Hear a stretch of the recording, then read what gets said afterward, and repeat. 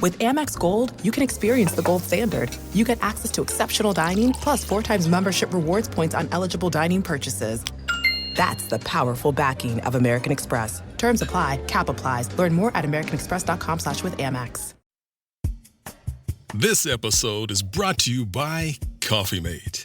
Coffee Mate is the world's biggest coffee lover because we love all the ways you enjoy. Wait. Coffee Mate can't love coffee more than me. I'm a foodie. I went to Kyoto just for a nitro matcha latte. What? Oh, I have to finish the ad. Coffee Mate, for the love of coffee.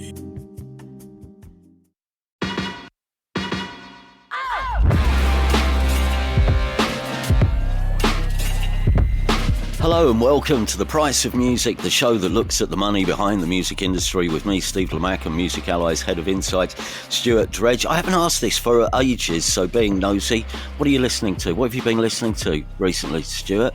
Away from analysing the industry, what have you had in your headphones? Well, I'll steal your answer because I listened to the Fat Dog album after the amount of times you mentioned on here, and I enjoyed that. Do you know the new Heinz album, as in the Spanish band, not the Beans? I really like that. And yesterday I was listening to sort of my recommendations playlist, and what I thought was a new Laura Marling song came on, and it was a completely different artist who just happens to sound just like Laura Marling with her voice. So that was Yoshika Colwell. So that's my new discovery this week. Someone who sounds very much like Laura Marling, but isn't. So those recommendations do work in some cases then. They just come up with things that sound exactly like the thing that you've listened to before. Yeah, I don't want to do anything. I'm sure she's got different things, but this particular song, just the voice sound, and I was like, oh, wow, this is a nice new Laura Marling song. And it wasn't. But yeah, how about you? What have you been listening to apart from Fat Dog? Yeah, I mean, Fat Dog album, obviously, which I'm just so pleased that it lived up to expectations, really. I mean, it won't be for everyone, but I really like it. And there's an album by a band called Dead Letter, which came out last Friday, which has got some brilliantly poetic, gnarly lyrics on, which I think is really good. I was thinking, because I've bought myself a couple of tickets to go and see Fat Dog on tour in November. I'm very keen to know what sort of merchandise they're going to be selling. There's a lot of possibilities. So for much a band scope. called Fat Dog, isn't it? Yeah. I mean, Dog Mask is an obvious one. Like, is it the drummer does drummer always wear that dog? Yeah, he does. Yeah. So those. Yeah, that's true, actually. By the way, did you see, talking of strange merch, did you see that story about Dolly Parton last week? I mean, this is a long-standing Parton-related in-joke, which is surfacing here. But Dolly Parton has launched a new range of Prosecco. Did you see that? Which, I mean, was an absolute gift to the headline writers, working wine to 5. But did you clock that? Dolly Parton goes into the wine trade. And I feel like there was, I think it might have been launched in the US before, and this is it finally coming to the UK for everyone who's been breathlessly awaiting. But yeah, it's rosé wine and Prosecco. So it's kind of, and if I was a headline writer, it's a boozy battle between Dolly Parton and Kylie Minogue, because Kylie Minogue has obviously got her wine range and Prosecco and stuff.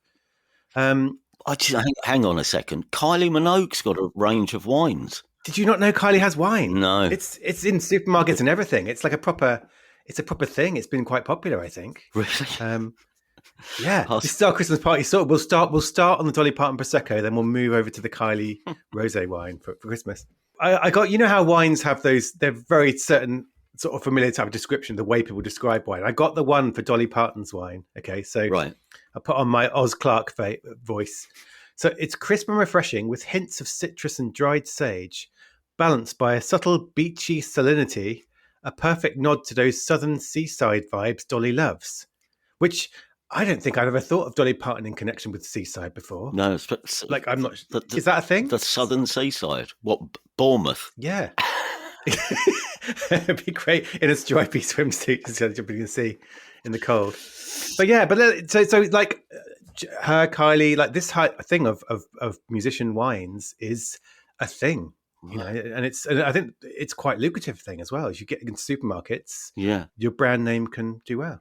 And there's been beers as well, haven't there? I mean, obviously, was it Iron Maiden who launched their own beer, and that was very successful, wasn't it? I mean, that made a load of cash. This is a whole new side hustle. There was a Madness beer which I only know because they had it in a pub around the corner from the BBC. They stocked it for, I guess, about a month. It was one of the guest ales. And coincidentally, I interviewed Suggs from Madness about Madness's first album. And we finished, and he said, have you got time for a pint? So we went round to the pub and walked up to the bar, and there was his own Madness beer. And the landlord looked down at the pump and looked up at Suggs. What would you like? So, yeah, I mean, all this is additional income, isn't it, for artists, I guess. It is. I mean, as an artist, you are I mean, I sound like an advertising wanker, but you are a powerful brand in your own right, and you can use that brand to sell. I mean, I was looking up something. I mean, Kiss famously sold coffins, which I guess comes under the class of merch. Yeah. But that was quite a fun one. Bill Wyman had a metal detector business. Really? He sold Bill Wyman metal detectors, which I don't know. I want to have a Netflix series about this. Yeah. This whole. I mean, also, I guess we should mention as well. This is the week where there's been the launch of a new range of Manchester City gear, which has been endorsed by Noel Gallagher, isn't it? Definitely City, I think, is the name. And there's an actual Manchester City football kit, which is the Definitely City kit, and that's going to be worn. I think they're using it for select European fixtures. And there's a bomber jacket and a T-shirt and various other items of clothing inspired by Oasis, which I don't know. I mean, there's two things probably off the back of that. One is the music football crossover, we should mention, which is when soccer shirts are sponsored by bands or record labels, and I guess that opens up. I don't know if I guess the sponsorship means that the team will get some money from the artist. I mean, the artist is not really getting anything particularly out of it unless it's a massive team. But, for the sake of an example, Libertines sponsored Margate FC, didn't they? And those shirts, those Margate shirts with the Libertines logo on the front, they're like gold dust. Them. So there's similar with Ajax had a Bob Marley shirt, I think. I mean, Ed Sheeran sponsors some minor East Anglian team who really leads me as well. But yeah, it is. But the City one is quite interesting because it's apparently designed with Noel Gallagher, which is maybe doing a lot of lifting there. Yeah. And it's inspired by the album cover to Definitely Maybe. And I was like, how is it inspired by that? But apparently the color palette is the same. Oh, right. And that's okay. Which makes you wonder, did that whole album cover get designed around the color palette of Man City kits? Which came first? Yeah, but this is something maybe we should put on the agenda if we do another joint show with our esteemed colleagues at the Price of Football podcast. Maybe that's we should do that. Was it Skint? Did Skint sponsor Brighton back in the day? Skint Records, the dance label. Yes, they did. Yeah, they did. And obviously the big one now is Spotify, Barcelona's sponsor, and they have the stadium is the Spotify Nou Camp, and every so often Spotify puts a different artist on the Barcelona shirts. So they did it with Drake. And the Curse of Drake, which is famously he bets on sporting events and his team always loses. Right. Barcelona lost to Madrid in one of his. I think they did it with maybe Anita something, but every so often Barcelona's kit has an artist logo on it, and that's through Spotify. Right. So yeah, it's like big and small alike, right from the lower leagues up to the biggest teams. I wonder if Noel's endorsement earned him any sort of small fee, or whether he simply wanted to be involved in it because he's a lifelong Manchester City supporter. I mean, I mentioned this because obviously you're talking of fashion and lines of clothing. Of course, brother Liam he's probably made a few bob recently out of being photographed as one of the faces of the brand. Is it Stone Island? He's now repping, I think. Which I mean, I do think. Oh God. I do think that the one thing about football music crossover is, like, sometimes artists put an end to any old rubbish for money. With football, there is usually, isn't there? They've been a lifelong fan. You don't really get artists doing stuff for the football club where they haven't supported them. So at least with Noel Gallagher and Oasis, no one's going to question the fact that they've always been a Man City fans. They've always talked about it. No. So, in that sense, it's quite a logical move. Yeah. That's true. I mean, it's interesting, Liam, now being on the Stone Island publicity shots, because his his success in the rag trade is a little mixed, isn't it? In the past, because he had his own label, didn't he? Remember his last entry into the fashion world was his clothing range, Pretty Green, which then had to be rescued from administration by JD Sports back in 2019. Which is, brings us back. It's a cautionary tale to everyone we've mentioned so far, or other pop stars looking to invest their wealth in other projects, because your investment can go down as well as up, can't it? Pop music history is littered with musicians who've made ill-fated investments outside of music. Apart from Bill Wyman, Gus Unger Hamilton from Alt J, he invested in a restaurant, I think. Fun-Loving Criminals. Didn't Fun-Loving Criminals have shares in a refuse collection company in New York? I think. I remember hearing that and thinking, was this a publicity stunt? But maybe not. Maybe it was a business deal. Yeah. I think it's weird because I think if you're making lots of money from music, which I guess in that era was more the case with CDs, there probably would always be an accountant who'd say, you know what, you should invest in, blah. And they're either a really good accountant who spotted a really good opportunity, or it's their mate who wants some money for their terrible business. But I think Dolly Parton is fairly certain to not lose lots of money, because there's a lot of fans around the world. Mind you, talking of unlikely side hustles, did you know, I only found this out recently, Green Day have got a coffee company. Did you know that? Punk Bunny Coffee. Punk Bunny Coffee, it's called. Formerly Oakland Coffee Works, is a coffee company founded in 2015 by Billy Joe Armstrong, Trey Cool, and Mike Dirnt. And I found this in the blurb about it. In October 2021, Oakland Coffee Works announced the release of a limited edition 7-inch vinyl pressing of 2 tracks from Green Day's 1994 BBC Radio 1 evening session. That's my session on that 7-inch promoting coffee in the States. So, hey, wow! Yeah. I'm on team Tim Burgess when it comes to branded coffee. Oh yeah, we've got some of his coffee he did. That was very nice. So yeah, I think I'm in his corner. Any listeners who would care to add to our list of pop star side hustles, pop stars who've invested in or started up their own companies outside of music, do drop us an email. Right. News. And having been teased at the weekend, this became official this morning. We're recording this Tuesday lunchtime. Coldplay have announced some new UK stadium shows, and 10% of the proceeds will be going to grassroots venues. The dates are in Hull and in London, and the 10% of the tickets will go directly to the Music Venue Trust, who we've mentioned obviously on numerous occasions on the podcast. The MVT, it's the organisation that represents hundreds of grassroots venues across the UK, and this is a big win for them, I think.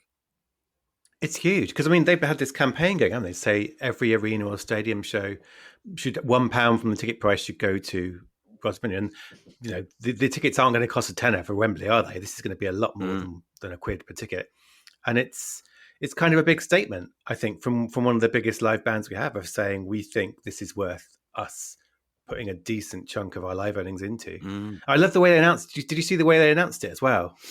Did they put a poster up in? Where was it? The Dublin Castle. Is that right? It was, yeah. Which is where they played one of their first gigs. I don't know if it's the first one, but it's like a poster advertising that show, and then it's got a little handwritten bit saying, not the right year, 1998, just to make sure no one gets too excited, and then a little handwritten bit saying August 2025, Wembley and Hull, and sort of telling about the new gigs. But it was this thing. It was announced by going back to where one of the first kind of venues they really kind of cut through. I was thinking you must have seen them in those times. My first gig for them was at ULU, but that was maybe a tour in. But you must have seen them in Camden, presumably. I was just thinking while you were saying that they played the Dublin Castle, and the Dublin Castle is probably one of the few venues that's actually left from the era when they were first gigging around London, because the first time I saw them was at a place called the Falcon, which is also in Camden, and I think that closed because of noise complaints, but it's flats now, the Camden Falcon. And then the Bull and Gates, the Kentish Town Bull and Gates, which of course also staged shows early on by Blur, and the Manics played there, Doves played there, Nadine Sharp, scores of emerging artists played the Bull and Gates, which is now a gastropub. But luckily, the Dublin Castle is is still there. Unless we forget, the castle was where, which, by the way, listeners, is not obviously in Dublin, and it's certainly not a castle, but the Dublin Castle, that's where Madness had a residency, which helped break them. And Travis did their first London gig at the Dublin Castle. And who else played their first ever London show at the Dublin Castle back in the noughties? The Arctic Monkeys. Legendary, that place.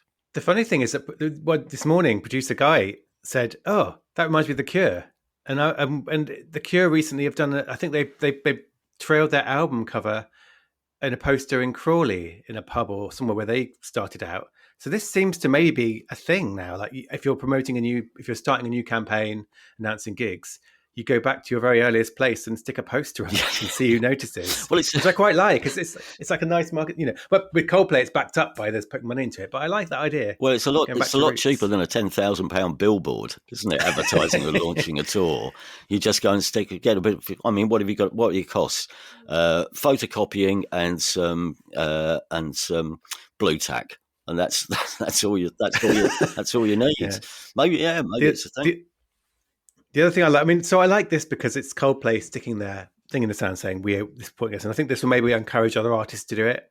It's kind of a contrast to the Oasis thing as well. I feel like certainly one of the discussion points around the Oasis gigs was, could those gigs have supported grassroots venues? The Music Venue Trust have been very sort of vociferous on whenever there's a big tour. Mark is kind of like, they could have put money into grassroots venues. And I think it's probably a relief for him that this one, he doesn't have to do that because Coldplay are putting money in.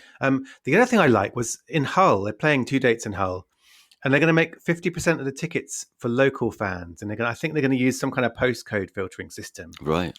Which is partly making sure people who live locally get in, but also ties into their whole sustainability drive of not having people travelling from miles when to get to it. Which that was part of the announcement this morning too. So the Wembley shows will be 100% powered, I think, by solar, wind, and kinetic energy. Kinetic is my favorite bit because that's the kinetic dance floor. Yeah, so the more the fans dance, the more energy. So it's kind of it's like a big tour announcement where all the vibes are positive. Doing good for grassroots venues, doing more sustainability stuff. So hats off to them. And you mentioned this earlier. It's rather than being a pound a ticket, which is what the MVT have been calling for across the board at stadium and arena level. But instead of the pound, it's 10% of the proceeds of the tour, which. And I don't know this to be 100% true, but I was told, I've never had this backed up by management because I've never asked, but I will now. But the word always was that Coldplay split all their money just 6 ways. So the money is split between the 4 members of the band. There's a percentage for management, and there's a percentage which has always gone to charitable causes. It's never been publicised before. But I guess there is a reason for making this public and making a stand, making a point about where the money is going, because it's going back into helping the next wave of bands who would like to, build their careers but need somewhere to start off. So, I mean, as you say, I mean, let's hope this paves the way for other artists to consider helping out venues where they started. But good on you, Coldplay. Next, now here's another AI story. No frowning at the back, because actually this one could have a positive outcome. A new report has made suggestions for how musicians could make money from their work being used to train AI. Tell us more about this. Yeah, so it's a report written by a bona fide legal professor. There's a guy called Daniel J. Gervais of Vanderbilt Law School, which by definition means he knows what he's talking about. I don't. And so if you're a lawyer listening, you should probably go and read his report because you will understand all the ins and outs of it. But yeah, it basically was published by an organization called Fair Trade Music International, which is kind of backed by collecting societies and bodies who represent musicians. So it's the report that's coming from that side of the industry, the kind of songwriter musicians. And what its suggestion is, it wants to create a new remuneration right, my favorite word to say out loud, on the output of musical AIs. So the music generated by musical AIs. And the reason that's important is we've talked a lot about the inputs of musical AIs. So if you're building a musical AI, you want to train it on music, and that's the input. All the music you feed into it to teach it how to. And there's been debate about how, they should pay for that. They should sign licensing deals for those inputs. But this report is saying, actually, that could happen. That's still fine. But we should also create a right from the output. So when an AI creates a piece of music that's been trained on musicians' work, there is money that goes to collecting societies who collect it and then distribute it to those musicians. Oh, yeah, okay, I see it. So a bit like radio, really. Yeah, and a bit more like, so it's a bit more like paying for a sample, is it? That, so if, De La Soul sampled your track, they would get a percent of you'd either have a buyout for that sample, or you would be credited as one of the songwriters. So, that means you would get some money. So is it sort of like that? Kind of, yeah. And it would solve one of the worries for musicians, which is that we've talked about this a bit before, I think, is that some musicians and the bodies representing them are worried that if a record label or publisher is going to license an AI company, say, yes, you can train your AI on the music that we represent. Some musicians are worried, well, will they pay us those royalties fairly? Will we get a fair slice of that if a label's done a deal for my music? And what this would do would say, well, actually, you can get some money from the output, whatever that AI creates, and that will go through collecting societies directly to you. It won't go through your label or publisher. Oh, right. So in the same way that musicians like radio royalties because half of radio performance royalties go to them directly, not through a label. Yeah. There are kind of some challenges around it, though. So one challenge is the challenge of tracing back. Right, this AI has popped out a song. How do I know which musician's work was involved in that song's creation? It's something they can do, but it has to be built into an AI from the start to say, yes, we're going to make it trackable. And so if you can't do that, you maybe need another way of saying, right, we've collected this money from this AI company. How do we share it amongst all the songwriters signed up to this collecting society? And that is something that collecting societies do. They collect money and figure out how to distribute it fairly. The thing I liked about this report was it was saying, well, one thing you could do is you could have a second AI, a compliance or detection agent, to analyze how the musical AI works. So but this could be a future where you have AIs creating music and other AIs keeping tabs on them to figure out who should get paid and how, which it sounds a bit kind of crazy, but it is a reminder that AI isn't just for making music. AI could be doing other tasks around it, which actually could get musicians paid. So, but this is one of those things where it's a report, it's been published, it will be sent to lots of politicians and regulators, and it hopes to get them to say, this is a good idea. But it's not like something that's being put into law or happening already. It's just a policy suggestion. Yeah, okay. But it's interesting. It's like another step on in this whole debate about how do we make sure musicians are fairly paid for AIs. eBay Motors is here for the ride. With over 122 million parts, you can make sure your number one ride or die stays running smoothly. Brake kits, LED headlights, bumpers, whatever your baby needs, eBay Motors has it. And with eBay Guaranteed Fit, it's guaranteed to fit your ride the first time, every time. Plus, at these prices, you're burning rubber, not cash. Keep your ride or die alive at ebaymotors.com. Eligible items only, exclusions apply. Piece by piece. Revolutionary artist Pharrell Williams invites you to Piece by Piece, a first-of-its-kind Lego movie event. What if we told my story with Lego pieces? Let's do it. Discover what it takes to build the greatest hits with Kendrick Lamar, Jay-Z, Justin Timberlake, Pusha T, Gwen Stefani, and Snoop Dogg. I was always a bad gangster, but you brought out the fun in me. Hell yeah. Piece by Piece. Get tickets now for Piece by Piece. Rated PG. Parental guidance suggested. Directed by Morgan Neville. Only in theaters October 11th. Right, this is a good one. This takes us back to last week. That Spotify fraud case, which we reported on last week, has taken an interesting turn. Tell us about this. What's the latest on this?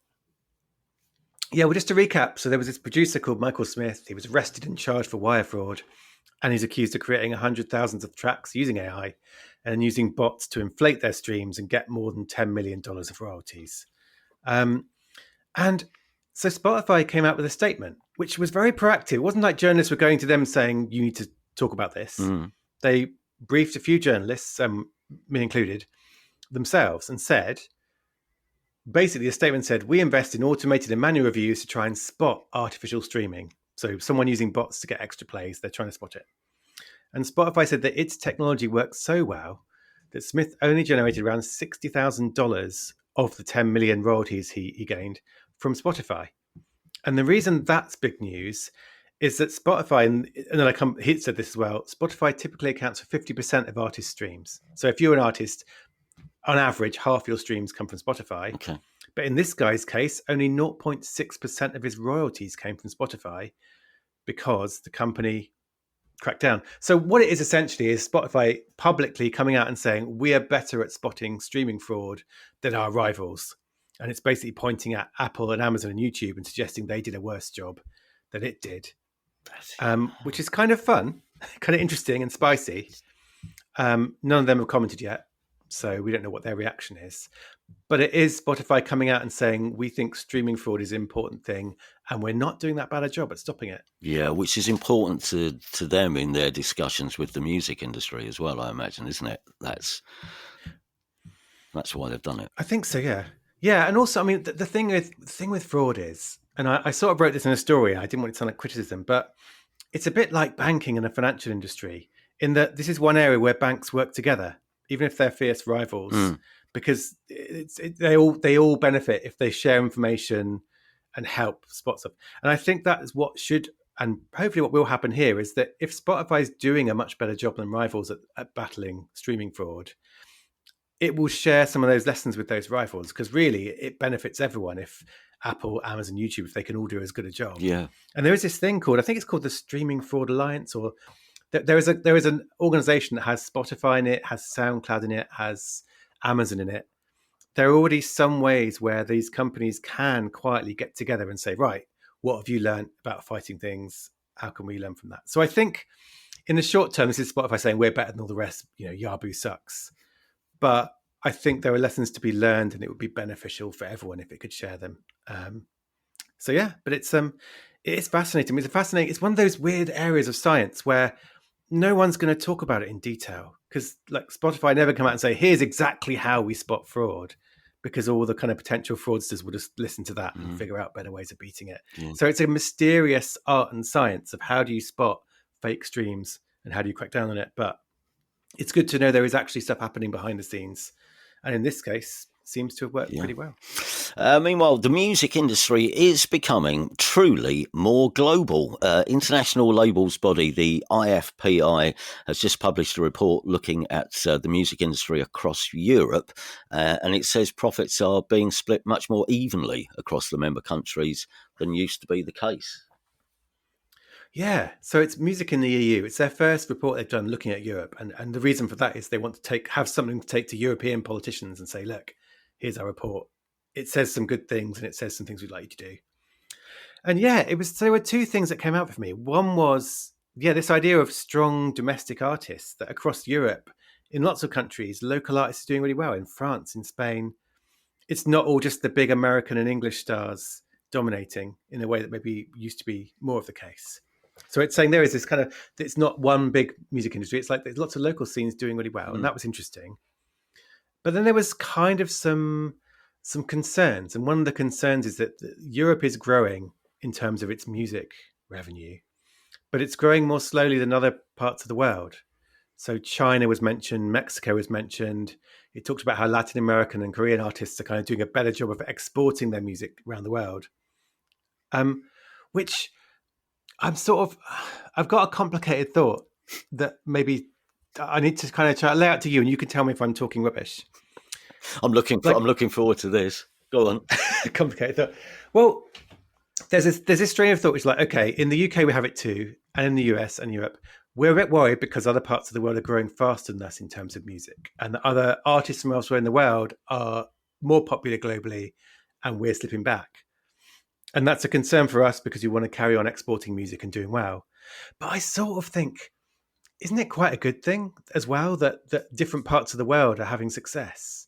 Like, it's quite exciting that K-pop artists or reggaeton artists from Latin America or Afrobeats artists are kind of breaking globally. And in a way, that happening is by definition going to take a bit of share away from the biggest established markets like the UK, the US. But I don't know if that's a bad thing for music. I feel like it feels like quite a good thing for music that the world is less dominated by the biggest countries. But I do understand if you're in an industry in those places, you would say, well, we are a bit concerned. How do we make sure we export as well as possible? But does that make sense? Like, I don't want to sort of seem like I'm unconcerned about British artists or so on, but it's quite exciting that people in Mexico are having success around the world.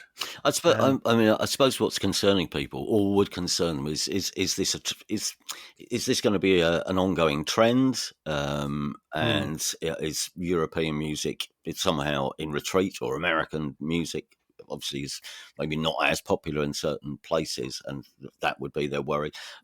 But music changes all the time, doesn't it? I mean, we have evolved into the music landscape that we see today over years and years and years, and it's completely unlike how it was 40 years ago, and it will carry on changing. Yeah, and in some cases, a big K-pop scene will. I mean, you mentioned this quite a lot, but the rise of Afrobeat as well is it's a really interesting thing that wasn't being listened to as much as it is now in countries around, particularly around Europe, which seem to have embraced Afrobeats, and that's a good thing. It's different, and and also we have been exported. We don't have a defiant right to flog all our pop music for infinity to other countries.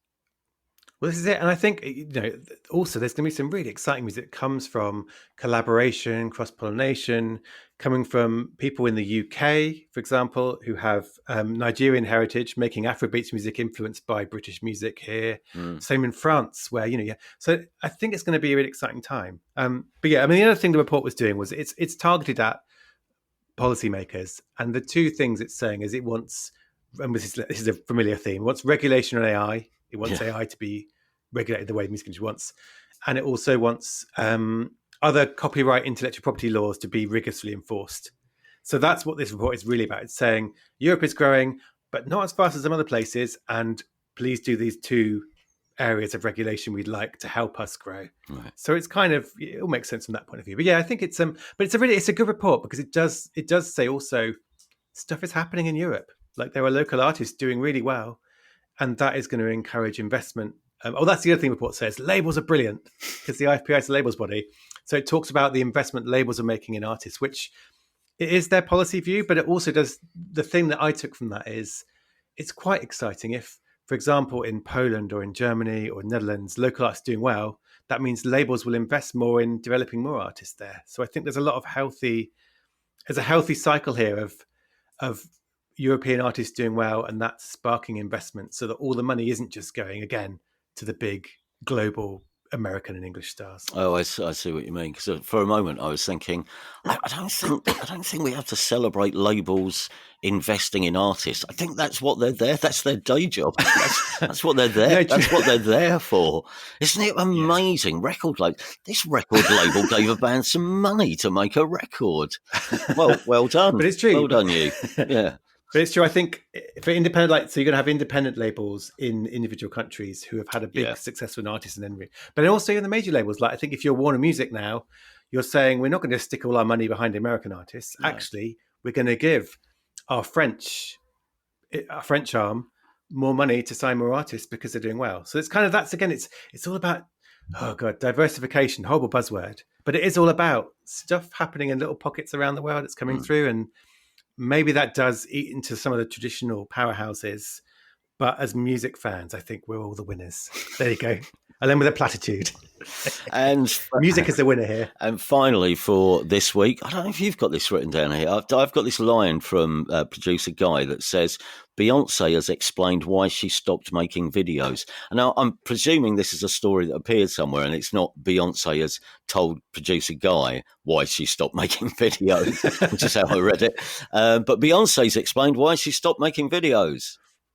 Yeah, she rang him up this morning and said, well, so this is the thing. Beyonce is one of the most iconic visual artists operating now. Some of the, even just that one gif of her hitting a car with a baseball bat that came from video was shared around the world. She has always had this amazing visual eye and people around her.